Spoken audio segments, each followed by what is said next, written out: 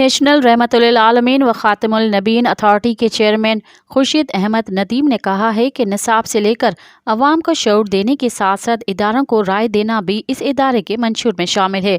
Media کو briefing دیتے ہوئے انہوں نے کہا کہ آج ہمارے اس ادارے کی پہلی پریس بریفنگ ہے جس ایکٹ کے تحت یہ ادارہ بنا ہے۔ اس کے مطابق رسول پاک صلی اللہ علیہ وآلہ وسلم کی سیرت پر ریسرچ کی جائے گی۔ ریسرچ ہمارا بنیادی مینڈیٹ ہے۔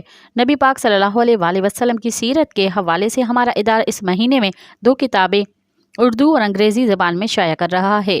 جیلوں میں قیدیوں اور عملے کی تربیت کے لیے بھی یہ ادارہ سیرت النبی پاک صلی اللہ علیہ وآلہ وسلم کے مطابق گائیڈ لائن بنائے گا۔ جیلوں، اسکولوں سمیت ہر ادارے میں سیرت کارنر بھی بنایا جائے گا تاکہ لوگ رسول پاک صلی اللہ علیہ وآلہ وسلم کی تعلیمات سے فیضیاب ہو سکیں۔ مزید خبرن ऐं तफ़सीलात लाइ विज़िट कयो असांजी वेबसाइट www.awamiNewsHD.com ऐं ॾिसंदा रहो अवामी न्यूज़ HD।